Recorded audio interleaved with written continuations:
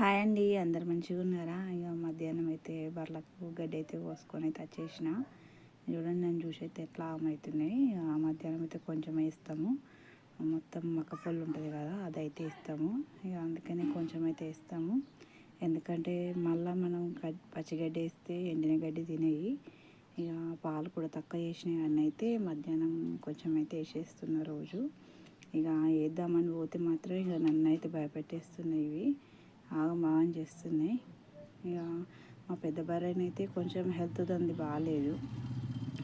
వర్షాకాలం పచ్చిగడ్డి తిన్నప్పుడు ఏదో పురుగు వల్ల దానికైతే కడుపులో ప్రాబ్లం అయితే ఉంది. డాక్టర్కి అయితే చూపించినాము, టాబ్లెట్లు వాడుతున్నాము ఇప్పుడైతే. ఇక కొంచెం అయితే హుషారు ఉంది.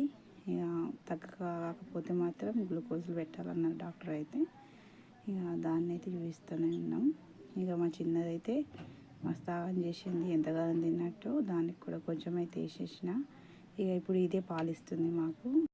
పెద్ద బర్రెని అయితే ఇస్తుంది కానీ నేనే బంద్ చేసిన. మాకు కొంచెం దాన్ని చూస్తే బాధ అనిపించింది. రోజు దాని హెల్త్ బాగాలేదు కదా, అందుకనే ఇక దాన్ని ఇబ్బంది పెట్టడం ఎందుకని బంద్ చేసినాం. లీటర్ దాకా ఇస్తుండే, లీటర్ నుంచి లీటర్న్నర దాకా కూడా ఇచ్చు మంచిగా వేస్తే. ఇక బంద్ చేసినాము. ఇక పొళ్ళు అయితే బర్రెల కాడ ఒక ట్రిప్ తెచ్చి అయితే పోసినాము మా బండ్లని. అవి తినక మొత్తం దొక్కేస్తున్నాయి.